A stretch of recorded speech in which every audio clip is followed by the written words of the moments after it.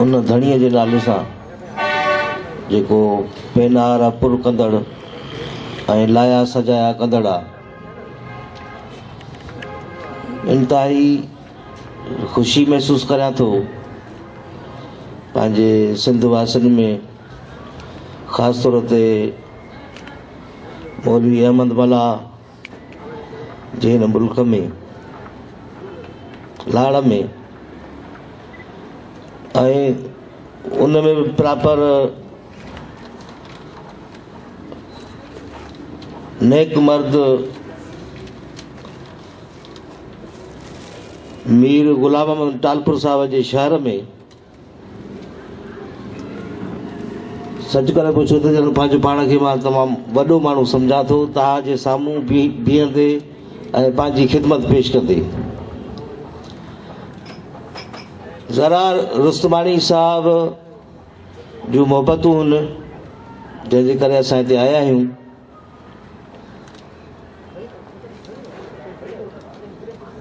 मोहबतुनि मां तव्हां अंदाज़ो करे सघो था त असांजूं कचियूं, असांजूं कचायूं, असांजूं फिकायूं, इहे सभु हिन माण्हूअ खे क़बूल आहिनि। क़बूल आहिनि तॾहिं असांखे घुरायो अथई, ऐं जेको प्रोफाइल ॾसियो अथई ठीकु आहे, इहो त हिन में को वधाव कोन हुयो, इहे असांजूं ख़िदमतूं ॾिनल आहिनि ऐं ख़िदमतूं कयूं पिया। पर साईं ज़रार जंहिं पद ते असांखे ॾेखारींदो आहे ऐं ॿुधाईंदो आहे त अहिड़ी का असांजी हैसियत कान्हे का। आम उस्ताद आहियां मां बि, तव्हां वांगुरु उस्ताद आहियां। मूंखे ख़ुशी आहे जो मां तव्हांजे साम्हूं पंहिंजो जहिड़ो हाल आहे मां पेश कंदुसि। लतीफ़ साईं जे हिन शहर सां शुरू कंदुसि हिन हवाले सां त उन जी पढ़णीअ में बि हिकिड़ो मसइलो आहे। साईं सदाईं करीम, साईं सदाईं करीम, मथे सिंध सुकार, दोस्त मिठा दिलदार, आलम सभु आबाद करीम। इन्हनि जे मात्राउनि ते कोन वञिबो, न को ॻणियूं था, पर मां इहो लफ़्ज़ इस्तेमालु कंदुसि त आमतौर ते इस्तेमालु थींदो आहे साईं में। असांजा चङा भला आलिम बि इन ख़्याल में हूंदा आहिनि त इहा जेका मीम आहे लॻल, इहा ज़मीरी पछाड़ी आहे मुतकलिम जी। हालांकि ईअं कोन्हे का, जेकॾहिं ज़मीरी पछाड़ी इन में मीम मुतकलिम जी लॻे त पोइ त ज़मीर ग़ाइब जी बि लॻणु खपे। साइंस कंहिं बि असांजे शाइर, कंहिं आलिम, कंहिं अदीब अहिड़ो को लफ़्ज़ इस्तेमालु कयो हुजे, छो त जंहिं शइ सां मुतकलिम जी पछाड़ी लॻंदी त ज़मीर ग़ाइब जी बि लॻी सघे थी। हिकिड़ी जस्टिफिकेशन इहा आहे हिन जी त इहा ज़मीरी पछाड़ी न आहे। ॿी हिन जी जस्टिफिकेशन इहा आहे त पुराणा जेके कातिब हुया, उहे पुराणा कातिब नून गुने खे ज़ाहिर करण जे लाइ, जीअं उर्दू में इस्तेमालु थींदो आहे, उर्दू रस्मुल ख़त में, उर्दू स्क्रिप्ट में, उर्दू इमला में नून गुनो इस्तेमालु कंदा आहिनि पछाड़ी में, तुबको इस्तेमालु न कंदा आहिनि। पर उन्हनि जी सूरत ख़ती में इहो मसइलो आहे त विच में हू वरी बि तुबको इस्तेमालु कंदा आहिनि। जीअं लफ़्ज़ जंग हुजे त हिन खे जंग पढ़ूं या जनग पढ़ूं, नून इज़हारी करे पढ़ूं, छा पढ़ूं। उन्हनि जे लाइ बि पुराणनि आलमनि वटि उन्हनि जा हल हुया। त असां वटि सिंधी कातिब ख़ासि करे जेको पछाड़ीअ में मीम ईंदो हुयो, ख़ासि करे पछाड़ी में जेको नून गुनो इस्तेमालु थींदो हुयो, उनखे मीम में लिखंदा हुआ। उहो कीअं त डॉक्टर नबी बख्श बलोच बि पंहिंजे किताबनि में इहे शयूं हिन जा हवाला ॾिना आहिनि। त मिसाल लफ़्ज़ इस्तेमालु थियल आहे जॾहिं में, कॾहिं में। हाणे कॾहिं में ऐं जॾहिं में छा असां इहा मुराद वठूं त मुंहिंजो जॾहिं या मुंहिंजो कॾहिं। पर असल में छा आहे त मीम ऐं नून अरबीअ में बि इहे गुना सॾिबा आहिनि, ऐं पुराणा कातिब पछाड़ीअ में ख़ासि करे इहो मीम इस्तेमालु कंदा हुया इन निस्बत सां त जीअं इहो वाज़िब थी बीहे त इहो नून गुनो आहे। त साईं में जेको मीम इस्तेमालु थींदो हुयो इहो नून गुने जे तौरु इस्तेमालु थींदो हुयो। पुराणा कातिब यूज़ कंदा हुआ। उहा रस्मुल ख़त, उहा स्क्रिप्ट हलंदी जो आई आहे, उहा सूरत ख़ती हलंदी जो आई आहे, त हाणे माण्हू उनखे आम नमूने सां ईअं पढ़ंदा था अचनि पिया। हालांकि इहो लफ़्ज़ साईं हुजणु घुरिजे। साईं मां मुराद ई आहे मुंहिंजा साईं। लतीफ़ साईं जे इन शेर सां असां शुरूआति कयूं था।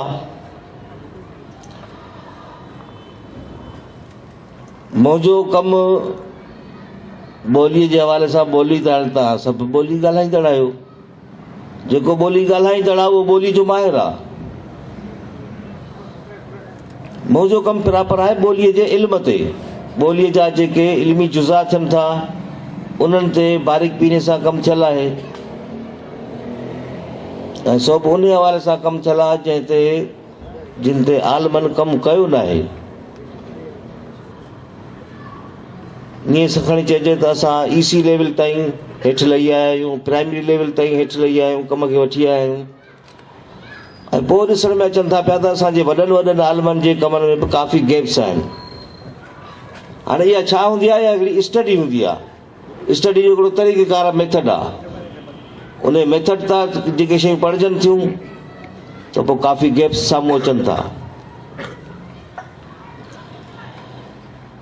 हीउ जेको उनवान साईं जे तरफ़ां, साईं ज़रा रुस्तमानी साहिब जे तरफ़ां असांखे ॾिनो वियो आहे। मां कोशिशि कंदुसि त हिन जो तारीफ़ मुख़्तसर तौर ते इहा शइ पेश कजे। छो कि इहे शयूं तफ़सीली तौर ते बयानु करणु मुमकिन न आहिनि। इल्मी हवाले सां साईं पाण बि ॼाणे थो त जेकॾहिं कंहिं हिकिड़ी ज़रड़ी खे असां खणंदासीं त उहा ज़रड़ी बि के महीना वठंदी आहे हिकिड़ी शइ खे हल करण जे लाइ। रिसर्च बुनियादी तौर ते कंहिं इशू ते थींदी आहे, कंहिं मसइले ते थींदी आहे। ईअं न आहे त भई तव्हां लस किताब लिखंदा वञो त उहा का PhD जो दर्जो बि हासिलु करे सघे, ईअं कोन्हे को। असां वटि सिंध में अहिड़े क़िस्म जो कल्चर, रिसर्च कल्चर जंहिंखे चऊं असां, कोन पैदा थी सघियो आहे। माज़र सां चवंदासीं। ऐं न को वरी मां दावा कयां थो पियो त मां को रिसर्च में कमु कयो आहे। असां महिनत कई आहे। मुंहिंजो उस्ताद डॉक्टर कासिम बुगियो रहियो आहे ऐं ॿिया बि ज़ाहिर असांजा उस्ताद आहिनि। डॉक्टर गुलाम अली अलाना साहिबु असांजो सिंध जो तमामु वॾो नालो आहे। मूं हुनजी स्टडी कई आहे। असां उन्हनि जा किताब पढ़ी अॻिते आया आहियूं। पर इहे शयूं मञणियूं पवंदियूं जस्टिफिकेशन जे तहत त किथे किथे गैप्स कहिड़ा कीअं था रहनि।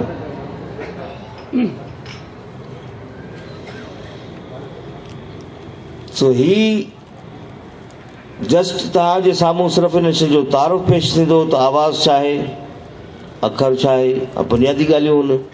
ख़ासि तौर ते प्राइमरी जेके उस्ताद आहिनि, मां उन्हनि सां वधीक मुखातिब थींदुसि त जेसिताईं असांजो उस्ताद इन्हनि ॻाल्हियुनि खां वाक़ुफ़ु न आहे त पोइ असांजा ॿचा एतिरो मज़बूत न थींदा। आवाज़ छा आहे? मां ॻाल्हायां थो, तव्हां ॿुधो था पिया, ॿुधण में अचे थो पियो, इनखे आवाज़ थो चइजे। पर साइंटिफिकली आवाज़ वेव्स खे चइबो आहे, जेके लहरूं थियनि थियूं, वेव्स आहिनि। उहे वेव्स जॾहिं तव्हांजे कन जे दोलड़ी चऊं जंहिंखे, उन सां जॾहिं टच थी वाइब्रेशन थियूं कनि त हिकिड़ी शइ महसूसु थी थिए, हिकिड़ी शइ डीकोड थी थिए, उन खे आवाज़ चइबो आहे। जनरली ही मूं हिकिड़ो खड़को कयो, इहा शइ जॾहिं अहिड़े क़िस्म जी वेव्स तहत तव्हांजे कननि ताईं जेका शइ महसूसु थी थिए पई, इहो आवाज़ आहे। असांजो रुख थींदो ॻाल्हाइण जे हवाले सां त ॻाल्हाइण जो आवाज़ छाखे था चऊं। सर असांजी ॿोलीअ में जेके आवाज़ इस्तेमालु थियनि था पिया, जेके मानादार हिकिड़ो लफ़्ज़ ठाहिनि था पिया, त उहो आवाज़ छा थींदो आहे। त ही जेके टर्म्स आहिनि, आवाज़, अखर, रस्मुल ख़त या जंहिंखे लिपि बि चवंदा आहियूं असां, आई बेटा ऐं सूरत ख़ती, इहे भिन्न हिक ॿिए खां अलॻि अलॻि हिकिड़ा टर्म्स आहिनि। इन्हनि में अलॻि सां अंदरि कमु करण जी ज़रूरत आहे, पर इहा हिकिड़ी हक़ीक़त आहे त इहे सभु पाण में कनेक्ट थियल आहिनि, ॻंढियल आहिनि, पर इहे शयूं अलॻि अलॻि असांखे ॾिसणियूं पवंदियूं। ॻाल्हाइण जे हवाले सां जेको असां ॻाल्हायूं था पिया, उनजो थोरो बुनियादु खोलियूं।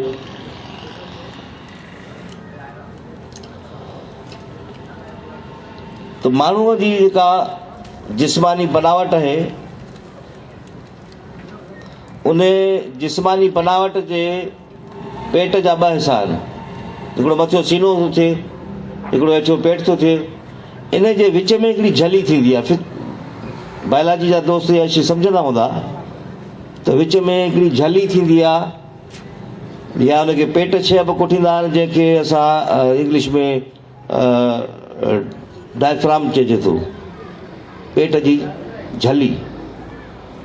उहा हवा खणण में छॾण में कमु ईंदी आहे, उहा कमु कंदी आहे।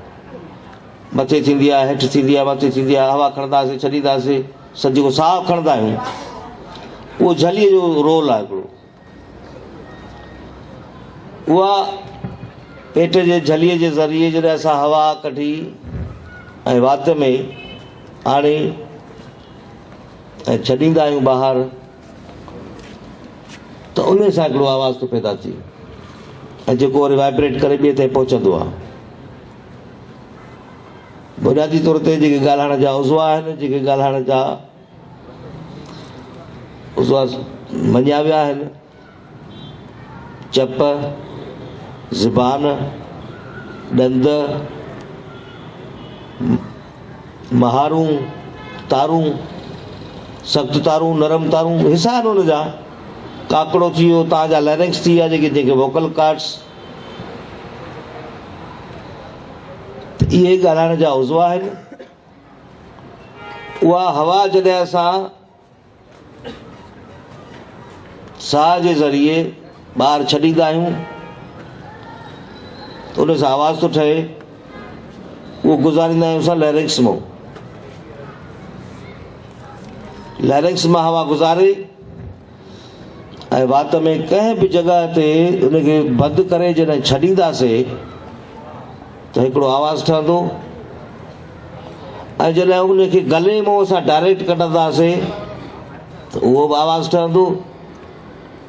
त इन हवाले सां आवाज़ जा ॿ क़िस्म आहिनि। ॻाल्हाइण जे हवाले सां ॻाल्हाइण वारा जेके आवाज़ आहिनि, उन जा ॿ क़िस्म आहिनि, जंहिंखे असां चवंदा आहियूं कॉन्सोनेंट ऐं वाविल। तव्हांजे ज़हन में हूंदो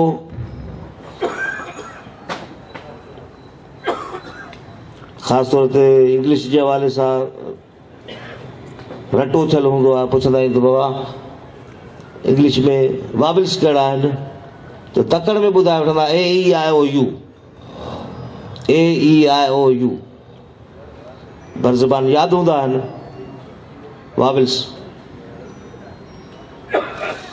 पर हक़ीक़त इहा आहे त इहे इन खे वाविल्स न चइबो। इहे वाविल्स न आहिनि,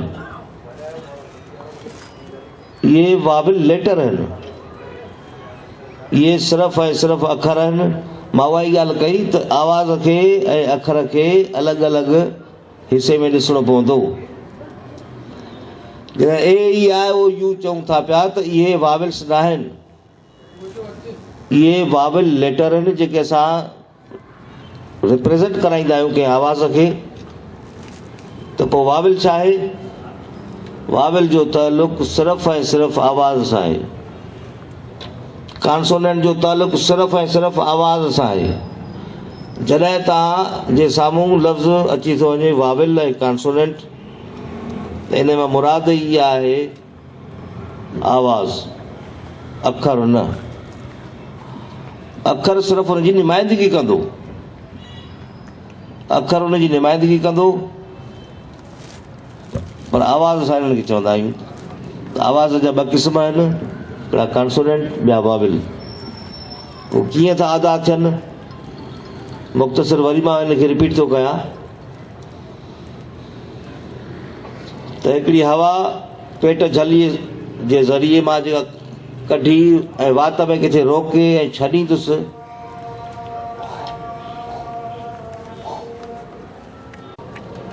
त उहा हवा जॾहिं असां कढी ऐं वात में कंहिं बि जॻह ते रोके ऐं छॾींदा आहियूं त उहो कॉन्सोनेंट थींदो आहे। फ़र्ज़ु करियो त उहा हवा मां चपनि में रोके ऐं छॾींदुसि, त जेको आवाज़ु बणिजे थो उनखे असां कॉन्सोनेंट चवंदासीं। फ़र्ज़ु करियो ॿ चप मिलाए ऐं मां हिकिड़ी हवा छॾींदुसि, ब ब ब, त हाणे इहा रुकावट, उन हवा खे मां रुकावट आणे ऐं उहा जॾहिं उछल ॾिनमि हिन खे, त इन सां जेको आवाज़ु ठहियो, त इन सूरत में असां हिनखे चवंदा आहियूं कॉन्सोनेंट।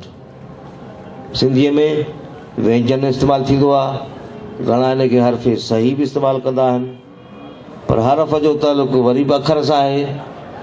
पर व्यंजन मुनासिब लफ़्ज़ आहे हिन जे लाइ, जॾहिं अहिड़ो आवाज़ु जेको तव्हां वात में कंहिं बि जॻह ते रोके ऐं छॾियो था, या ज़बान खणी ऐं मथे माण्हुनि सां मिलायो था, त ज़ुबान चपनि ॾंदनि ते सारी रखी ज़बान जी चोटी, ऐं उते हवा खे रोके जॾहिं छॾींदो त इहो कॉन्सोनेंट थी वियो। पर जॾहिं तव्हां गले मां कढो था त उहो वाविल थींदो। मिसाल तौर ते त उनखे मां का बि रुकावट नथो ॾियां, उन जूं सूरतूं थींदियूं आहिनि। माना उहो हवा जो मां लंघ जेको ठाहियां थो, उहो या सोढ़ो थींदो आहे, या वेकिरो थींदो आहे, या गोल थींदो, सोढ़ो थींदो, इहे मुख़्तलिफ़ इन जी शकिलियूं थींदियूं आहिनि। इन्हनि सबबनि जे करे उहे मुख़्तलिफ़ असांजा वाविल्स थींदा आहिनि। ए ओ आ, त इहे अहिड़े क़िस्म जा जेके बि आवाज़ आहिनि, इहे जंहिंसां मिलाईंदा आहियूं त तॾहिं हिकिड़ो सेलेबिल ठहंदो आहे।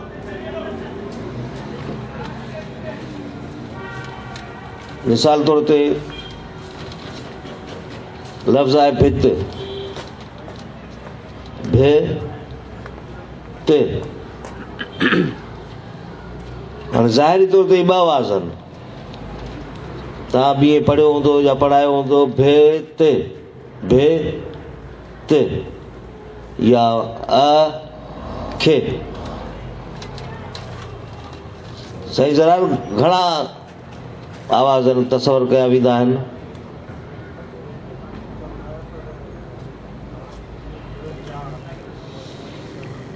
आम तौर ते जेको तसवर कयो वेंदो आहे, उहे ॿ आवाज़ तसवर कया वेंदा आहिनि। मिसाल खे, आवाज़ ई ॿ आहिनि, ज़ाहिरी तौर ते खे। इहे असल में सेलेबिल आहिनि। सेलेबिल मीन्स पद, जीअं पाणी, पाणी, पाणी, खे, इन खे असां छॾींदा आहियूं सेलेबिल या पद। हाणे जॾहिं इन खे बि टोड़बो त अलफ़ जे मथां जेका ज़बर आहे उहो वाविल आहे ऐं ख़ुदि अलफ़ कॉन्सोनेंट आहे। खे जेका आहे, हाणे ॻाल्हि इशारो अखरनि में कबो, पर असां आवाज़नि खे था ॾिसूं पिया, त खे जेको आहे ख उते रोके था छॾियूं, त इहो कॉन्सोनेंट आहे। ऐं जॾहिं उनखे ज़ेर था ॾियूं, ए जो आवाज़ु मिलायूंसि था, त इहा खे थी वञे। जंहिं सबब जे करे असां जेकॾहिं हिन जी ॻणप कंदासीं अख जी, त जा ॿ आवाज़ आहिनि, हिकिड़ो कॉन्सोनेंट, हिकिड़ो वाविल। खे जॾहिं चवंदासीं, ॾाढो कॉम्प्लिकेटेड ऐं ॾुखियो हिकिड़ो बस थी थो वञे, छो जो असां आम माण्हुनि जे लाइ त इहो ॼण नओं आहे ऐं उनजे लाइ वरी जस्टिफिकेशन्स बि आहिनि साइंटिफिकली, ईअं कोन्हे त ईअं ॻाल्हि कयल आहे।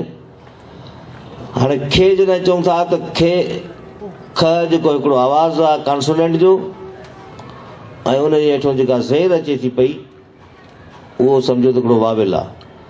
त कॉन्सोनेंट ऐं वाविल पाण में मिली करे हिकिड़ो सेलेबल ठाहींदा आहिनि, जंहिंखे असां पद था चऊं पिया, उर्दू में शायदि इरकान चवंदा आहिनि।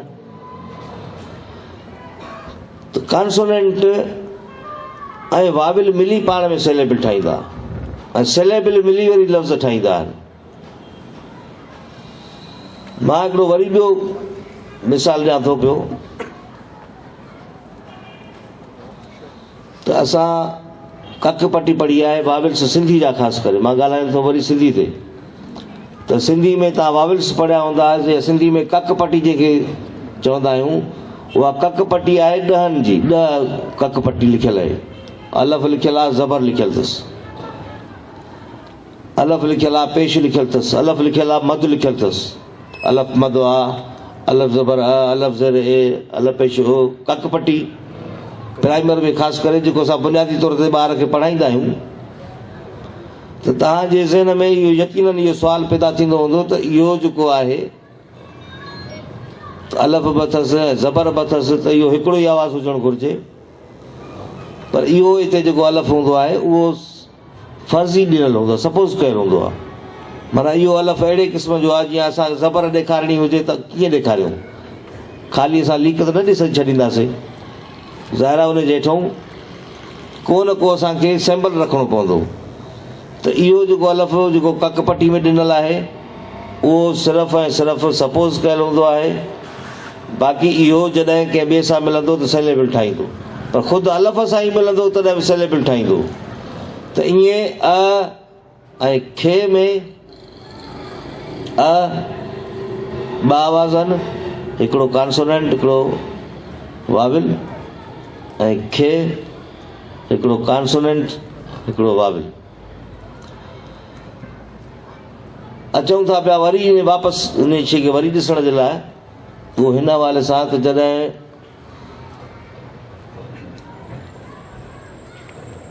लफ़्ज़ आहे मिसाल अखे, त खे चवां थो खे, उनखे जॾहिं उचारियां थो मां त उहो त थिए थो ख, इहो त ॼण मां ज़बर थो ॾियां पियो। हाणे इहो बि माहिरनि हिकिड़ो तइ करे छॾियो आहे त नेचुरली इहो तव्हांजो ज़बर सां ई ॿाहिरि उचारे सघो था पिया, हालांकि इहा ज़बर न आहे। असुलु हिन जो तरीक़ेकार वरी असां वापसि ॾिसंदासीं आवाज़ खे, त आवाज़ु कीअं थो निकिरे पियो।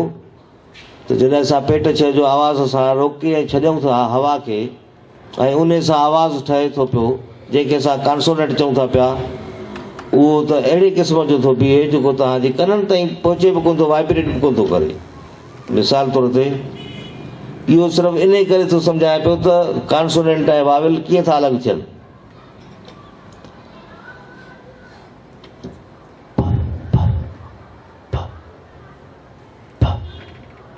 ॿ चप रोके, ॿ चप पाण में मिलाए हवा खे रोके ऐं छॾियां थो पियो ऐं उहो कॉन्सोनेंट थो ठहे पियो, इहो कॉन्सोनेंट आहे।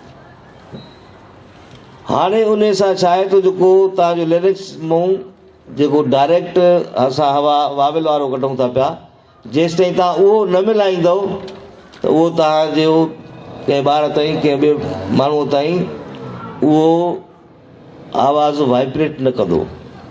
तॾहिं असां जॾहिं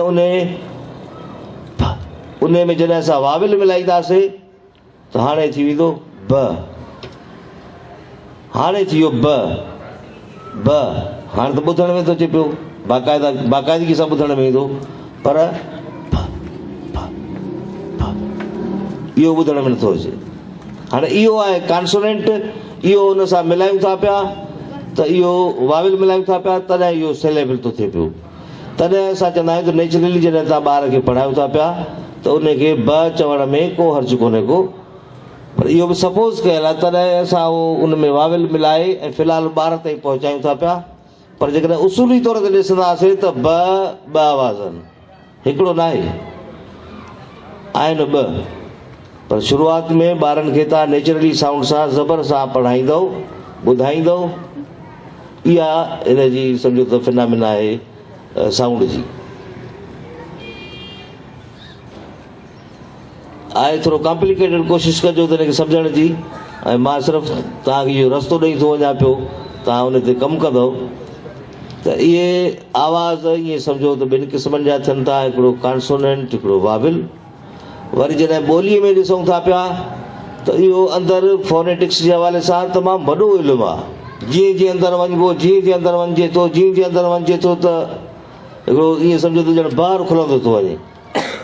वरी उन आवाज़ में, उन आवाज़ जा वरी ॿ क़िस्म आहिनि। हिकिड़ो सॾिबो फोन, फोन मीन्स आवाज़, ॿियो सॾिबो आहे फोनेम। फोन आवाज़ आहे, फोनेम बि आवाज़ आहे। फोन बि आवाज़ आहे, फोनेम बि आवाज़ आहे। पोइ फ़र्क़ु कहिड़ो आहे? फ़र्क़ु ॿिन्ही में इहो आहे त हू जेको फोनेम आहे उहो कंहिं लफ़्ज़ में मानवी फ़र्क़ु पैदा कंदो आहे, माना जो फ़र्क़ु पैदा कंदो। माना कंहिं बि लफ़्ज़ में तव्हां हिकिड़ो आवाज़ चेंज करे छॾियो त तव्हांजे लफ़्ज़ में माना जो फ़र्क़ु ॾेखारींदो। फ़र्ज़ु कयो त लफ़्ज़ आहे किनो, काफ़ खे ज़ेर था ॾियूं, किनो, किनो माना ख़राबु। वरी उन जॻह ते साॻियो ई लफ़्ज़ आहे, सिर्फ़ु असां ज़ेर ज़बर मटायूं था, कनो। कनो माना देगिड़े जो कनो थी वियो, किनारो थी वियो। वरी तव्हां हुनखे जॾहिं पेश था ॾियो पिया त उहो थी वेंदो कुनो, किनो, कनो, कुनो। इहे असां वटि ॿोलीअ में अलॻि अलॻि सां लफ़्ज़ आहिनि, इन्हनि जूं अलॻि अलॻि मानाऊं आहिनि। पर हिते असां चेंज छा था पिया कयूं? सिर्फ़ु ज़ेर ज़बर पेश जेको आहे न, उहो आवाज़ था चेंज कयूं। जॾहिं उहो आवाज़ चेंज था कयूं ऐं लफ़्ज़ में तव्हांजे मानवी फ़र्क़ु पैदा थिए थो त तव्हांखे उहे ज़ेरूं ज़बरूं तव्हांखे पंहिंजे स्क्रिप्ट में, ॿोलीअ में रखणियूं पवंदियूं, छो जो मानवी फ़र्क़ु थो पैदा करे पियो। जेको आवाज़ मानवी फ़र्क़ु पैदा करे, ॾिसो तव्हां काफ़ बि न मटायो आहे, जंहिंखे कॉन्सोनेंट चऊं था पिया न, हू सिर्फ़ु आवाज़ जेको वाविल साउंड आहे, उहो वाविल साउंड चेंज करण सां लफ़्ज़ में मानवी फ़र्क़ु थो पैदा थिए। जॾहिं मानवी फ़र्क़ु जेको आवाज़ पैदा करे उनखे चइबो आहे फोनेम। जनरली आम असां फ़ोन चवंदासीं। मिसाल तौर ते हिकिड़ो लफ़्ज़ आहे मच्छी, मच्छी, पर लाड़काणे वारा या कुझु इलाइक़नि वारा हुनखे चवंदा आहिनि मच्छी, मच्छी चवंदा, मच्छी। असांखे ॾिसणो इहो आहे त इहो शीन ऐं छे पाण में को मानवी फ़र्क़ु पैदा कोन था कनि। जेकॾहिं मानवी फ़र्क़ु पैदा था कनि त पोइ असां चवंदासीं त ॿिली इन आवाज़ जो एहतियात कयो ऐं हिनखे इन नमूने सां न उचारियो। पर असां उनखे बि ग़लति न चवंदा आहियूं। ठीकु आहे, तव्हां मच्छी चओ था, पंहिंजी तव्हां ॿोली ॻाल्हायो था, तव्हांजो डायलेक्ट आहे, ऐं डायलेक्ट में जेकी बि ॿोली ॻाल्हाइजे थी, जेके बि लफ़्ज़ ॻाल्हाइजनि था, जेके बि आवाज़ ॻाल्हाइजनि था, कंहिंखे बि हक़ु कोन थो पहुचे त उनखे ग़लति चवे। सिर्फ़ु स्टडी इन बुनियाद ते कई वेंदी आहे त किथे लफ़्ज़नि में किथे मुझारत कोन थो पैदा थिए। त हिकिड़ो जेकॾहिं चवे थो मच्छी, मच्छी, ऐं ॿियो थो चए मच्छी, ॾिसो छे ऐं शीन जे करे आवाज़ में त चेंज आई, पर मानवी फ़र्क़ु पैदा कोन थो थिए। ॿियो कहिड़ो लफ़्ज़ कोन्हे को जेको मच्छीअ सां को ॿियो लफ़्ज़ थींदो हुजे। ऐं इवन तव्हां लाड़ वारा माण्हू, मुंहिंजी इहा ॻाल्हि बि बर्दाश्त कजो त हिन पासे एस्पायरेट साउंड न हूंदो आहे। राति बि साईं हिकिड़ो अलाए कहिड़ो लफ़्ज़ हुयो फे फे फे सां, त हू फे जी जॻह ते पे पियो इस्तेमालु करे। साईं हुनजी तस्वीर कई फ़नकार जी त इहो तव्हां पे न चओ, फे चओ। पर छा आहे, इहा नेचर आहे, हिन इलाइक़े जी नेचर आहे, हिन डायलेक्ट जी इहा नेचर आहे त धीउ खे धीउ चवंदा, भित खे भित चवंदा, नेचुरली ॻाल्हाइण में। लिखियल पढ़ियल माण्हू ठीकु आहे, इन शइ जो एहतियात थो करे, पर जेके डायलेक्ट ॾिसबा आहिनि, ॿोलीअ जा डायलेक्ट जेके आहिनि, इहे डायलेक्ट ॿोलीअ जी सूंहं आहिनि। असां हुनखे ग़लति न चवंदासीं त इहो बित जेको ॻाल्हाए थो पियो त ग़लति थो ॻाल्हाए, न। लिखण में हुनखे एहतियात करिणो पवंदो, सूरत ख़ती जे हवाले सां हुनखे एहतियात करिणो पवंदो, पर जेको ॻाल्हाए थो इहो नुमाइंदगी थो करे पंहिंजे डायलेक्ट जी। जीअं ॿोली में डायलेक्ट थियनि था त तव्हां हुनखे ग़लति चवण जो कंहिंखे बि अख़्तियार न हूंदो आहे त हीउ ग़लति थो ॻाल्हाए पियो। पर इहा तसीर जीअं साईं तसीर कई, इहा त दुरुस्त हुई तसीर। त वाह तूं जेको इहो फे चङी तरह फे नथो चई सघीं, तूं त पे थो चवीं पियो, इहो एहतियात कर। त अहिड़े क़िस्म जी तसीर त थी सघे थी इन बुनियाद ते, लेकिन हुनखे ग़लति नथो चई सघिजे, छो जो इहो डायलेक्ट या इहा ॻाल्हि डायलेक्ट जी सूंहं आहे इहा। त अहिड़े नमूने सां छह जो जेको आवाज़ु आहे, छह छटरी छह, इहो बि एस्पायरेट साउंड आहे। विसरग सम्झंदा आहियूं असां सिंधी में हिनखे, विसरग। इहो छह जो आवाज़ बि हिन इलाइक़े में घटि आहे, घटि यूज़ थींदो आहे। आम माण्हू जी ॿोली, छो त ॿोली ॾिसबी आहे आम माण्हू जी, सभिनी जी न ॾिसबी आहे। इहो वरी सोशल लिंग्विस्टिक्स में ॾिसबो आहे त लिखियल पढ़ियल माण्हू कीअं थो ॻाल्हाए, हिकिड़ो दुकानदार माण्हू कीअं थो ॻाल्हाए, हिकिड़ो ॻोठाणो माण्हू कीअं थो ॻाल्हाए, हिकिड़ो आम मज़दूर माण्हू कीअं थो ॻाल्हाए। पर तव्हां आम माण्हू जी ॿोली ॾिसंदव त तव्हांखे मच्छीअ जी जॻह ते हू चवंदो मच्छी, चे इस्तेमालु कंदो। हिनखे ग़लति न चइबो आहे। हिकिड़ो मच्छी थो चवे मच्छी, हिकिड़ो मच्छी थो चवे, हिकिड़ो मच्छी थो चवे मच्छी, उनखे ज़ोर ई न ॾींदो, छे खे ज़ोर ई न ॾींदो, छो त एस्पायरेट साउंड नेचुरली हिन डायलेक्ट में कोन्हे को। त इन्हनि शयुनि खे ग़लति न चइबो आहे। पर हाणे इनखे असां चवंदासीं इहो फ़ोन आहे, सिर्फ़ु फ़ोन जी बुनियाद ते आहे, आलो फ़ोन आहे, एवज़ी आवाज़ आहिनि, पर लिखण में हुनखे छे इस्तेमालु करणी पवंदी। त ॿुधाइण जो मक़सदु इहो त इहे जेके आवाज़ थियनि था, जॾहिं मानवी फ़र्क़ु पैदा करे त हुनखे फ़ोनेम चइबो, जंहिंखे असां सिंधीअ में छॾींदा आहियूं। हाणे असां हुनखे था चऊं सोतियो आवाज़ु, नेचुरली हिकिड़ो आवाज़ु, हुनखे आवाज़ु चऊं था पिया सिंधी में, साउंड खे आवाज़ था चऊं, फ़ोन खे आवाज़ था चऊं। पर जेको ॿोलीअ में मानवी फ़र्क़ु पैदा करे हुनखे चवंदा आहियूं असां सोतियो ऐं फ़ोनेम, इंग्लिश में हुनखे सॾिबो फ़ोनेम। त इहे ज़ेर ज़बर पेश या मद जेके बि आहिनि, इहे आ ई उहो जा आवाज़ जेके बि आहिनि, इहे फ़ोनेम सॾिबा। वरी जॾहिं तव्हां कॉन्सोनेंट में ॾिसंदव त नंढिड़ो हिकिड़ो मिसाल ॾियां, मिसाल लफ़्ज़ आहे बार, बार वज़न। हाणे ॿियो लफ़्ज़ जो साॻियो ई स्ट्रक्चर रखंदे सिर्फ़ु ऐं सिर्फ़ु असां हिकिड़ो आवाज़ हुनजो चेंज कयूं, ॿिए जी जॻह ते असां ॿिए सां इस्तेमालु कयूं, ॿार, माना चेंज थी वई। लफ़्ज़ जो स्ट्रक्चर साॻियो आहे, सिर्फ़ु ऐं सिर्फ़ु हिकिड़ो कॉन्सोनेंट चेंज था कयूं, असां ॿिए जी जॻह ते ॿिए था इस्तेमालु कयूं। वरी जेकॾहिं उन जी जॻह ते तव्हां पे इस्तेमालु कयो त पार, माना में चेंज थी वई। त अहिड़े क़िस्म सां इहे जेके आवाज़ वरी ज़ेर ज़बर पेश हुजे या कॉन्सोनेंट हुजनि या वावेल हुजनि, कंहिं बि लफ़्ज़ में जॾहिं मानवी फ़र्क़ु पैदा थो करे त हुनखे फ़ोनेम चइबो आहे। ऐं फ़ोनेम उहा शइ आहे जेका पोइ असांखे पटी में रखणी पवंदी आहे, अल्फ़ाबेट में रखणी पवंदी आहे, न त हुनखे रद्द करिणो पवंदो। पर इहे आवाज़ असां वटि मसइलो था कनि पिया। ठीकु आहे, हिकिड़ो ग़ैर सिंधी जेको आहे उहो ॿार नथो उचारे सघे, पर असां त उचारियूं था नी। असांखे त ख़बर आहे त ॿार ऐं ॿार में फ़र्क़ु आहे, इन जे लाइ असांखे पटीअ में उहे आवाज़ रखणा पवंदा आहिनि फ़ोनेम जी बुनियाद ते। सो बहरहाल इहो हिकिड़ो आवाज़ जो वॾो हिकिड़ो इल्मु थी थो वञे। इहो मुख़्तसिर एतिरो ॻाल्हायोसीं त वॾी गेल थी वई, मुंहिंजे ख़्याल में त तव्हांजे ज़हननि ते बि काफ़ी बोझ थी पियो हूंदो। ऐं इहे शयूं वाक़ई अहिड़ियूं आहिनि जो इहे तकड़ में हज़म बि न थी सघंदियूं, होरिया होरिया होरिया होरिया को वक़्तु लॻंदो आहे। हाणे अखर छा आहे, हाणे इनखे तव्हां वरी अलॻि सां ॾिसंदो त आवाज़ थी इहा। अखर छा हूंदो आहे, लफ़्ज़ी तौर ते त अखर जूं घणेई मानाऊं थी वञनि।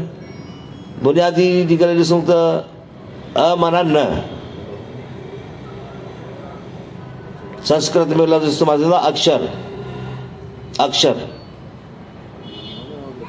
उन्हनि वटि उहा जेका माना आहे उनजी अक्षर जी, अ माना न, किशर माना आहे नास थियणु, माना अहिड़ी शइ जेका नास न थिए, दाइम क़ाइम रहे, मुस्तहकम रहे, ऐं तव्हां वटि उहा सम्झो त हमेशह जी हुजण वारी शइ, त इहा थी बुनियादी माना। वरी समाजी माना बि थींदी आहे हिकिड़ी शइ लफ़्ज़ जी। मिसाल हिन माण्हू में त को अखर ई कोन्हे को। हाणे अहिड़े क़िस्म जा काफ़ी जुमिला ठहंदा वेंदा आहिनि। अखर कोन्हे को मां मुराद, हिन में शर्म ई कोन्हे को, हिन में को क़दुरु ई कोन्हे को, हिन में को लिहाज़ ई कोन्हे को। इहे समाजी माना थींदी आहे। इन्हनि शयुनि खे वरी अलॻि अलॻि कैटेगरियुनि में ॾिसबो आहे। त उहा हीअ हिन जी लुग़वी माना आहे, हीअ हिन जी समाजी माना आहे या इस्तलाही माना आहे। त असां चऊं था पिया हेॾे सिर्फ़ु ऐं सिर्फ़ु अखर जे हवाले सां, त अखर जी जेका समाजी माना थींदी उहा असां इहा ई वठंदा आहियूं त जेकी आवाज़ खे रिप्रेज़ेंट करे। मिसाल ॼे जो आवाज़ आहे, ñे जो आवाज़ आहे, अॻु में अलाए कीअं लिखंदा, मुख़्तलिफ़ अखरनि सां लिखंदा, पर हींअर जेको मुस्तहकम बणियल आहे सभिनी वटि, त बाबा ॼे हीअं ई लिखिणो आहे, ॿ टुका हीअं ॾियणा आहिनि, ñे हीअं लिखिणो आहे। न त अबुल हसन जी हुनमें त ñे नून ऐं जीम करे लिखियलु आहे। त इहो आहे अखर। पोइ वरी अखरनि जूं सूरतूं असां वटि ख़ासि करे स्क्रिप्ट जे हवाले सां, असां वटि जेका स्क्रिप्ट थिए थी पई उहा आहे अरबिक स्क्रिप्ट, अरबीअ में वरितल आहे। त असां उन जा अखर खणंदासीं। उन्हनि अखरनि जा वरी क़िस्म थियनि था, जेकॾहिं अंदरि वञूं था। हिकिड़ा मुनफ़सिल अखर आहिनि, हिकिड़ा मुतसिल अखर आहिनि। मुनफ़सिल मीन्स ॿिए सां जेको न ॻंढिजे। मिसाल दाल खे रे सां नथा ॻंढे सघूं, ॻंढिबो ई कोन। अलफ़ खे सां नथा मिलाए सघूं। त हिकिड़ा अहिड़ा आहिनि जेके ॻंढिजनि था। मिसाल बे खे अॻियां बि ॻंढींदोसि बलब, पछाड़ी में बि ॻंढे सघोसि था। लाम आहे, बे आहे, जीम आहे। त हिकिड़ा ॻंढण वारा अखर आहिनि, हिकिड़ा न ॻंढिजण वारा अखर आहिनि। ॻंढिजंदड़नि खे असां मुतसिल चई सघूं था, ऐं जेके कटिजनि था अखर उन्हनि खे मुनफ़सिल चऊं था। वरी उन्हनि जा बि अलॻि अलॻि रुख थींदा आहिनि। त इन अखर जूं जेके असां अखर हिन सूरत में ॿारनि खे पढ़ायूं था पिया, कंहिं बि अखर जूं 4 सूरतूं थींदियूं आहिनि। सभु ॼाणो था अखर जूं 4 सूरतूं थींदियूं आहिनि। 4 अखर जा जी शिकिलियूं थींदियूं आहिनि। 4 हिकिड़े अखर जूं। हिकिड़ी शिकिल थींदी आहे शुरू सालिम। मिसाल ॿारनि खे जॾहिं शुरू में असां पटी पढ़ाईंदा आहियूं सालिम अखर लिखंदासीं। अलफ़ हक़, ये बे बदक, बे बुक। त इहा सालिम शिकिल थी वई। ॿी वरी लफ़्ज़ में कंहिं में शुरूआती शिकिल थी वञे। कंहिं बि लफ़्ज़ में शुरूआत में कीअं लिखिजे। शुरूआत में मां मुराद इहा न आहे त को कंहिं लफ़्ज़ जी शुरूआत में हुजे, पर जेको ॻंढिजण वारी जेका सूरत आहे अखर जी, उन में असां सूरत ॾिसंदा आहियूं त उन में शुरूआती शिकिल कहिड़ी थींदी। मिसाल बलब लफ़्ज़ आहे, बलब, त बे इन में शुरूआती शिकिल सां आहे। पर जेकॾहिं तव्हां हिते वरी लिखोसि अबुल लफ़्ज़ आहे, लिखूं अलफ़ बे लाम, त बे हिते विच में अची वई, लफ़्ज़ जे विच में आई आहे, पर इहा शकिल इन जी शुरूआती आहे। ईअं न चइबो त इहा विची शिकिल आहे हिन जी, बे जी। विची शिकिल तॾहिं चइबी बे जी जो बे खां अॻु में बि को अखर मिलियल हुजेसि, पोयों बि मिलियल हुजेसि, त उन खे असां चवंदासीं विची शिकिल। अहिड़े नमूने सां हुनजी आख़िरी शिकिल। त इहे कंहिं बि अखर जूं 4 सूरतूं थींदियूं आहिनि, पर अलफ़ जूं शिकिलियूं सिर्फ़ु 2 थींदियूं आहिनि। 4 सूरतूं अलफ़ जूं कोन थियूं थियनि। दाल जूं 4 शिकिलियूं नथियूं थियनि। वाव जूं 4 शिकिलियूं नथियूं थियनि, उन जूं 2 शिकिलियूं थींदियूं आहिनि। हमज़े जूं, हमज़ो बि सिर्फ़ु ऐं सिर्फ़ु सालिम शिकिल, शुरूआती शिकिल ऐं विची शिकिल, 3 शिकिलियूं थींदियूं आहिनि। हाणे अहिड़े क़िस्म जा मसइला असांजे प्राइमरी जे किताबनि में बि अची विया आहिनि। यको रवाजी तौर ते हलनि था पिया। मिसाल प्राइमरी जो तव्हां किताब खणो त अलफ़ जूं 4 ई शिकिलियूं लिखियूं पयूं आहिनि। शुरूआती, सालिम, शुरूआती, विची, आख़िरी। बाबा अलफ़ जी शिकिलियूं ई कुल ॿ आहिनि त ॿियूं शकिलियूं तव्हां किथां आणींदव? अखर जी शकिल मां मुराद इहा आहे त लिखिजे कीअं थो पियो, कंहिंसां मिलंदो, कंहिंसां गॾिबो, कंहिंसां न गॾिबो। इन बुनियाद ते अखर जूं शिकिलियूं चेंज थींदियूं जेके असां ॿारनि खे पढ़ाईंदा आहियूं। पर असांजे प्राइमर में अञा ताईं उहे पुराणियूं ग़लतियूं हलनि थियूं पियूं। रवाजी तौर ते दाल जूं 4 शिकिलियूं लिखी पयूं आहिनि, बे जूं 4 शिकिलियूं थींदियूं, जीम जूं बिल्कुलु थींदियूं, दाल जूं न थींदियूं। दाल जी शिकिलियूं 2 आहिनि, हिकिड़ी आख़िरी ऐं ॿी सालिम, वाव जूं सालिम ऐं आख़िरी। त अहिड़े नमूने सां हर शइ जी असांखे स्टडी करणु घुरिजे। राति ॿिनि ते साईं ज़रार सां हिकिड़ो बहस पियो हलियो त असां वटि जेका हे जी आहे सिंधी में, ख़ासि करे सिंधी स्क्रिप्ट में, सिंधी सूरत ख़ती में हे जूं 5 शिकिलियूं आहिनि। हे जूं 5 शिकिलियूं असां वटि यूज़ थींदियूं आहिनि। पर शायदि बुनियादी ॼाण जो न आहे, या असां वटि जेके फ़ॉन्टनि जा जेके डेवलपर आहिनि उन्हनि खे इन शइ जो पतो न आहे, या वरी असांजे आलमनि जो बि बुनियादी तौर ते उहो कमु थियल न आहे, या जेकॾहिं आलमनि जो कमु थियल आहे त असांजा इदारा बि अहिड़ा कोन्हनि की फ़ाल बणियल जो उनखे उहे शयूं खे इम्प्लीमेंट में आणनि। हीउ कमु ईअं पियो थो हले, अंधी घोड़ी जीअं कल में हले। त मुंहिंजो चवण जो मक़सदु त हे जो सिंधी, हाणे उर्दू में तव्हां ॾिसंदव त उन हे जूं 3 शिकिलियूं आहिनि, पर सिंधी में 5 शिकिलियूं आहिनि। हिकिड़ी असां हे जेका झे में कढींदा आहियूं उहा 2 अखियुनि वारी सॾिबी आहे, या उनखे असां सिंधी में अञा ॿियो नालो ॾींदा आहियूं विसरगी। हे जेका विसरग बण आहे, झ जेका लिखबी उहा 2 अखियुनि वारी इस्तेमालु कबी। घ उहा 2 अखियुनि वारी इस्तेमालु कबी। हूअ हे इस्तेमालु न कबी। जेकॾहिं हूअ इस्तेमालु कबी त पोइ उनजो अलॻि सां आवाज़ु असांखे पढ़णो पवंदो। मिसाल असांखे लिखिणो आहे गहरो दोस्त, त असांखे हूअ हे इस्तेमालु करणी पवंदी। जॾहिं हीअ हे इस्तेमालु कयूं था त पिया त पोइ इन जी मुराद वरी पढ़ण वारो इनखे ईअं बि पढ़ी सघे थो पियो घरू दोस्त, माना गहरो दोस्त खे हू घरू दोस्त पढ़े। त अहिड़नि इम्काननि जी बुनियाद ते सभिनी शयुनि जी स्टडी थींदी आहे। त इहो मुख़्तसर ॿुधायमि पियो त इहो अखर असांखे अखर जे दायरे में ॾिसणो पवंदो। जॾहिं तव्हां अखर जी ॻाल्हि कंदो त पोइ वरी सिर्फ़ु इहा ई शइ ॿुधाईंदो, एतिरी शइ ॿुधाइणी आहे असांखे त वाह हीअ रिप्रेज़ेंट कनि था पिया आवाज़ खे। AEIOU मां तव्हांखे ॿुधायांव त तव्हां अंग्रेज़ी में जॾहिं बाक़ाइदा अॼुकल्ह जो रिटियल हूंदो आहे सभिनी जो, त तव्हांजो साॻियो ई जेको यू जो आवाज़ु आहे या यू जो जेको अखर आहे, ख़ासि करे अम्ब्रेला में बिल्कुलु वाविल आहे, यूनिवर्सिटीअ में वाविल कोन्हे। अम्ब्रेला में जॾहिं लफ़्ज़ असां इस्तेमालु कयूं था अम्ब्रेला, त अम्ब्रेला में जेको यू आहे इस्तेमालु थियल हिते वाविल जी सूरत में इस्तेमालु थियो आहे।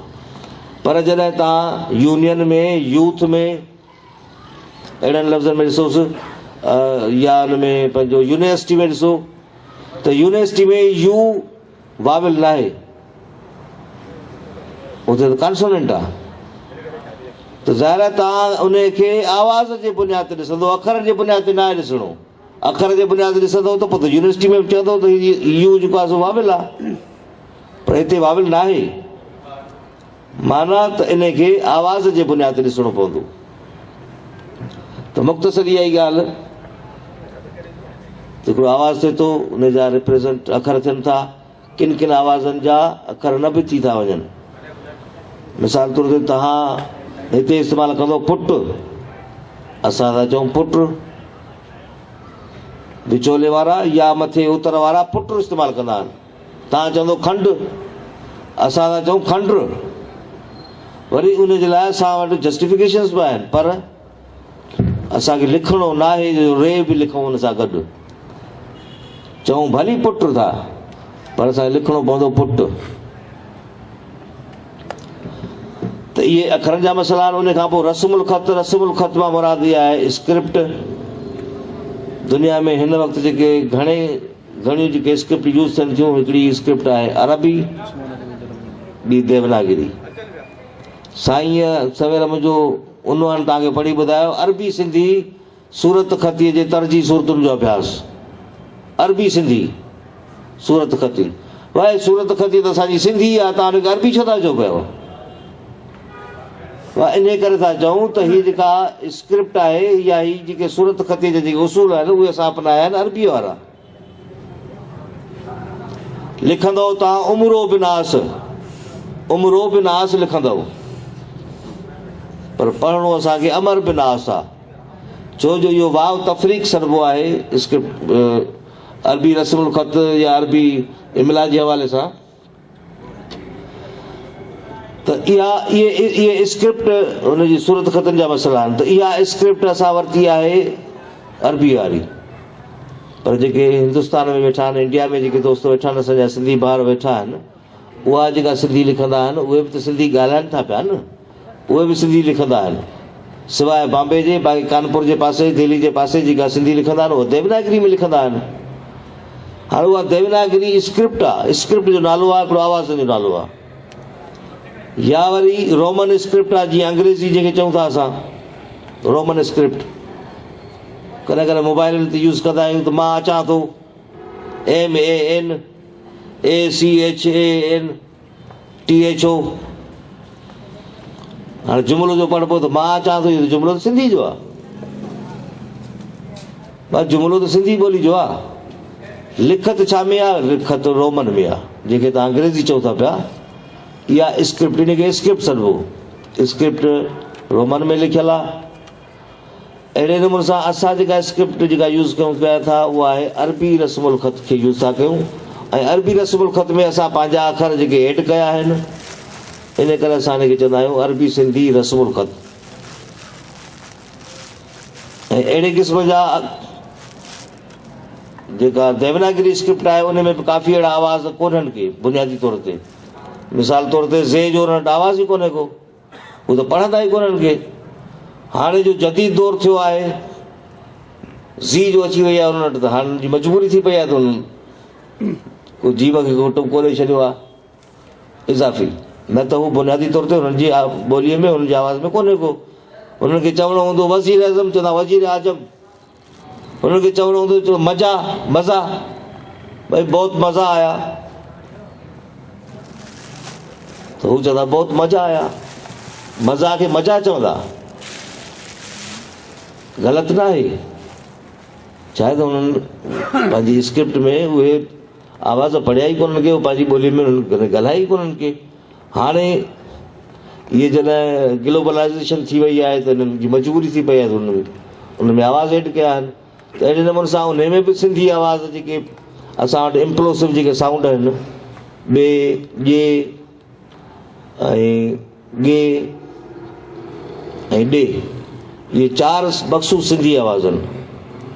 इहे कंहिं बि ॿोलीअ में चारई हिकिड़ी जॻह ते न आहिनि, कंहिं में हिकिड़ो हूंदो, कंहिं में ॿ हूंदा, पर इहे चारई हिकिड़ी जॻह ते न आहिनि। इहे इम्प्लोसिव साउंड सॾिबा आहिनि, इम्प्लोसिव आवाज़। इहे उहे आवाज़ आहिनि जीअं असां, मां तव्हांखे सवेर ॿुधायमि त हीअं असां हवा ॿाहिरि कढंदा आहियूं त हिकिड़ो आवाज़ु ठहंदो आहे, मिसाल ब ॿाहिरि उछलियमि। पर हिन सां वरी छा आहे त हिन सां हवा खे अंदरि खणणो पवंदो आहे। हाणे जॾहिं उस्ताद चङी तरह सम्झे त ॿारनि खे बि सम्झाए सघे, जेके गैर सिंधी हूंदा आहिनि। असांजो ॿारु त पंहिंजे माहौल मां खणी थो अचे पियो, आवाज़ खणी ईंदो आहे, लफ़्ज़ खणी ईंदो आहे, ॻाल्हाईंदो आहे। असां सिर्फ़ु हुननि खे हाणे पढ़णु लिखणु सेखारींदा आहियूं, पर जेको ॿारु तजवीज़ जे हिसाब सां जीअं अरबी जा आवाज़ असां सेखारींदा आहियूं, त अहिड़े नमूने सां असांखे इहा ख़बर हुजणु घुरिजे त सिंधी इहे इम्प्लोसिव साउंड कढिबा कीअं आहिनि। उहे ईअं ई कढिबा आहिनि त साॻियो ई जिते बे असां आवाज़ु ठाहियूं था ॿिनि चपनि वारो, ॿे जो आवाज़ु बि उते ई ठहंदो, पर फ़र्क़ु छा आहे त हुन सां हवा खे खोपो ठाहे अंदरि खणणो पवंदो आहे। तॾहिं सिंधीअ में के हुनखे चवंदा आहिनि चूसणा आवाज़, चूसणा आवाज़ सॾिबो आहे। या हिनखे अधूकणा चवंदा आहिनि, हू धूकणा माना धूके ॿाहिरि था निकिरनि, हे सम्झो त माना न, हाणे ॿाहिरि न कढजनि, हुनखे अंदरि खणजनि। त इहे इम्प्लोसिव साउंड आहिनि जेके सिंधी ॿोलीअ जा मख़सूस साउंड आहिनि, चार। ऐं सराइकी ॿोली जेका ॻाल्हाइजे थी ॿुधूं था पिया त उन में इहे चारई साउंड आहिनि, जंहिंजे करे असां चवंदा आहियूं त सराइकी ॿोली अलॻि ॿोली न आहे। घणा माण्हू चवंदा आहिनि सराइकी अलॻि ॿोली आहे, या पंजाब जी सराइकी या मुल्तान जी सराइकी जेका आहे उहो पंजाबी ॿोली जो हिसो आहे, ईअं न आहे। उहा बुनियादी तौर ते सिंधी ॿोलीअ जो हिसो आहे। कहिड़े बुनियाद ते? इन्हनि चइनि साउंडनि जे बुनियाद ते। इहे जेके इम्प्लोसिव साउंड आहिनि, जंहिंखे असां चूसण आवाज़ चऊं, ॿे ॾे, उहे सराइकी ॿोली में इस्तेमालु थींदा आहिनि। इन बुनियाद ते असां चवंदा आहियूं त हीउ, ऐं उतां जा माण्हू बि चवंदा आहिनि त हीउ सिंधी ॿोली जो हिकिड़ो डायलेक्ट आहे, सिरे जी ॿोली आहे, जंहिंजे करे हुनखे सराइकी सॾूं था। त पंजाबी जो पार्ट न आहे, इन बुनियाद ते सिंधी जो बुनियादु आहे। त चवण जो मक़सदु त इन्हनि बुनियादनि ते ॿोलियूं बि ॾिसबियूं आहिनि, ॿोलियुनि जा पासा ॾिसबा आहिनि, ॿोलियुनि जा पाड़ा ॾिसबा आहिनि, ॿोलियुनि जा ख़ानदान ॾिसबा आहिनि। मुंहिंजे ख़्याल में काफ़ी कमु डिघो थींदो पियो वञे। हाणे था अचूं इन लफ़्ज़ ते त आई बेटा छा आहे, अलफ़ छा आहे? ॻाल्हि साॻी आहे, अलफ़ आई बेटा या अलफ़ चऊंसि, ऐं हुरूफ़ हिजा जंहिंखे चऊं था पिया, इन मां मुराद सिर्फ़ु ऐं सिर्फ़ु तरतीब ॿी माना न आहे। जॾहिं तव्हां पटी जी ॻाल्हि कयो था पिया, अल्फ़ाबेट जी ॻाल्हि कयो था पिया, आई बेटा जी ॻाल्हि कयो था, अलफ़ बे था चओ, हुरूफ़ हिजा था चओ, इन जी मुराद सिर्फ़ु ऐं सिर्फ़ु तरतीब आहे। त तरतीब कीअं रखिजे अखरनि जी ऐं कीअं पढ़ाइजे ॿारनि खे, इहे इन लफ़्ज़ जी माना इहा आहे। हाणे असां वटि तरतीबूं तमामु घणियूं रहियूं, तमामु हिकिड़ो वॾो पास आहे, शार्ट था कयूं पिया। अचूं था वरी सूरत ख़ती ते, त सूरत माना शकिल, ख़त माना लिखणु। कंहिं लफ़्ज़ खे लिखिजे कीअं थो पियो। ताज़ो नंढिड़ो मिसाल साईं ज़रा रुस्तमानी साहिब जो, कॾहिं कॾहिं साईं अहिड़ा सुवाल बि करे विझंदो आहे जो परेशान करे विझंदो आहे। ऐं मुंहिंजी प्रॉपर डिग्री इन में आहे, सूरत ख़ती ते ऐं प्लस अल्फ़ाबेट ते। त अल्फ़ाबेट छा थींदी आहे? अल्फ़ाबेट माना तरतीब। मुंहिंजी सॼी जेको कमु आहे उहो सॼो तरतीबुनि ते आहे। कहिड़ियूं कहिड़ियूं तरतीबूं रहियूं आहिनि, कीअं रहियूं आहिनि, कहिड़नि बुनियादनि ते रहियूं आहिनि, शकिल जे बुनियाद ते रहियूं आहिनि, मखरज जे बुनियाद ते रहियूं आहिनि। त ॻाल्हि था कयूं पिया त सूरत ख़ती छा आहे? सूरत ख़ती मां मुराद इहा आहे त कंहिं लफ़्ज़ खे यकसा तौर ते लिखिजे कीअं, यकसा तौर ते। असां वटि त ॿोली जा 5 डायलेक्ट आहिनि। उतरादी खां वठी वधूं, वॾा वॾा जेके डायलेक्ट आहिनि, उतरादी, विचोलो, लाड़ी, कच्छी, लासी, लसबेरे जो। पोइ वरी उनजे अंदरि ॿिया नंढा नंढा डायलेक्ट्स था थियनि, जंहिंखे असां एक्सेंट चवंदासीं। वरी शख़्सी तौर ते मख़सूस ज़ातियुनि जा अलॻि अलॻि आवाज़ नमूना ॻाल्हाइण ॿोलाइण जा स्टाइल थींदा आहिनि।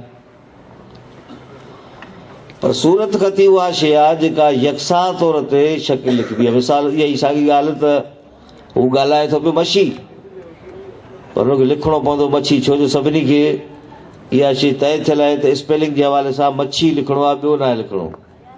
इहो इशू ऐं इहो मसइलो सूरत ख़तीअ जो आहे। साईं ज़रा रुस्तमानी साहिब ताज़ो मूंखे हिकिड़ो सुवालु कयो त सही लुग़तुनि में लफ़्ज़ ख्वाब बि अचे थो पियो, ख्वाब, ऐं ख़्वाब बि अचे थो पियो। इहो जेको वाव मादूला इस्तेमालु थिए थो, इन सूरत में खे ते ज़बर अचणु घुरिजे या खे ते पेश अचणु घुरिजे, ख्वाब या ख़्वाब। मां तकड़ में चयोमांसि हाणे ॻाल्हि इहा आहे त मुंहिंजी इन प्रॉपर शइ ते स्टडी कान्हे थियल, त वाव मादूला जी सूरत में खे ते कहिड़े क़िस्म जी एराब अचणु घुरिजे। मां तव्हांखे तकड़ में को बि जवाबु न ॾेई सघंदुसि। ऐं इहो बहितर बि ईअं आहे त उन में इहा शइ कोन्हे त को उन में वेही ॾेखारबी इल्मी क़ाबिलियत सही हे हीअं थींदो आहे, हे हीअं थींदो आहे। अजाई पटाड़ न कबी आहे। इल्मी हवाले में का बि पटाड़ न थींदी, का बि तकरीर न थींदी आहे, ॻाल्हि हिकिड़ी जस्टिफाइड कबी आहे जेका अॻिले खे बि सम्झ में अचे ऐं हुनखे ज़रा जस्टिफिकेशन ॾिबी। त मां चयोमांसि मां हिन बारे में नथो इन करे ॼाणा जो मुंहिंजो हिन ते कमु थियणु आहे, मूंखे थोरो इजाज़त ॾियो, थोरो मौक़ो ॾियो त मां ॾिसां। ऐं पोइ कुझु मसरूफ़ियत अहिड़ी जो मां हिन शइ जी स्टडी करे बि कोन सघियुसि। उन खां पोइ मां सम्झो 1.5 हफ़्ते खां पोइ साईं खे मां जवाबु ॾिनो, पेपर लिखण खां अॻु में साईं खे जवाबु ॾिनो त साईं खे ते का बि एराब कमु न आणियो। जॾहिं खे ते एराब आणींदो त पोइ मसइला थियनि था। चईसीं पोइ त लुग़तुनि में जामे सिंधी लुग़ात में ख़्वाब लफ़्ज़ ते खे ते हिकिड़े लफ़्ज़ ते ज़बर ॾिनी पई आहे, हेठि वरी ॿियो लफ़्ज़ आहे हुन ते पेश ॾिनो पियो आहे। अहिड़ा काफ़ी अहिड़ा लफ़्ज़ आहिनि। मिसाल ख़्वाहिश आहे, ख़ैर ख़्वाह आहे, ख़्वाह लफ़्ज़ आहे, त इहो ख़्वाह पढ़ूं ख़्वाह पढ़ूं। हाणे असल में छा आहे त इहो वाव मादूल आहे, सिंधी में इनखे लुग़तुनि में वाव इश्माम लिखियलु आहे ऐं इन जी मुराद इहा ई आहे त इन वाव जे सबब जे करे खे ते का बि एराब न ईंदी, अॻियों जेको हुनजो अखर आहे उहो हुन सां मिलाइबो। मिसाल ख़्वाब लिखियलु आहे या ख़्वाब लिखियलु आहे त खे खे का बि एराब न ॾेई वाव इन जो हिज़फ़ करे ऐं अलफ़ सां मिलाइबो त इहो खा पढ़िबो। हाणे सिंधीअ में खे अलफ़ खा खे असां ज़बर न ॾींदा आहियूं, अरबी सूरत ख़ती में या अरबी इमला में ज़बर ॾींदा आहिनि, पर सिंधी में का बि असां एराब कमु न आणींदासीं। इन जे करे इन खे ते का बि न हुजणु घुरिजे। वरी साहिल कोश में उनखे खोलियमि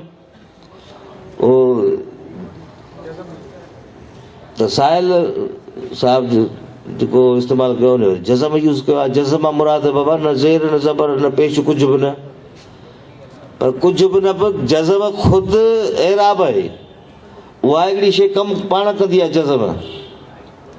त हाणे जज़म जो इस्तेमालु बि दुरुस्त कोन्हे को। इन करे मां साईं खे जेका हिकिड़ी स्टडी कई ऐं स्टडी करण खां पोइ पंहिंजे तरफ़ां का बि राय क़ाइमु नाहे करणी। मथां तव्हां सम्झो त हीउ जेको साम्हूं बीठो आहे इहो ॿोली जो माहिर आहे ऐं हीउ कुझु बि चई सघे थो पंहिंजी तरफ़ां, त उहा शइ हर्फ़ आख़िर आहे, ईअं न आहे। असां हिकिड़ी मेथाडोलॉजी तहत हिकिड़ी शइ जी स्टडी कंदासीं, जेका बि रिज़ल्ट निकिरे थी असांजे हक़ में हुजे, असांजे हक़ में न हुजे, असांखे वणंदड़ हुजे, असांखे वणंदड़ न हुजे, जेका रिज़ल्ट ईंदी, जेको नतीजो ईंदो उहो ई ॾिसबो। त मूं साईं खे हिकिड़ी स्टडी करे ऐं उहो नतीजो ॿुधायो त साईं इन खे ते का बि एराब न ॾियो। जीअं असांजो वाव तफ़रीक़ारो जी मिसाल ॾिनमि, उमरो बिन आस लिखंदा आहियूं, पर लाज़मी त न आहे त असां उमरो बिन आस लिखूं था त पढ़ूं बसि हिनखे उमरो बिन आस। ईअं इंग्लिश में बि सूरत ख़तिया मसइला आहिनि। पिस्काला जी लिखियो पियो आहे, कि नाइट लिखियो पियो आहे, पढ़ूंसि नाइट कंहिंसां, नाले जा काफ़ी अहिड़ा लफ़्ज़ आहिनि।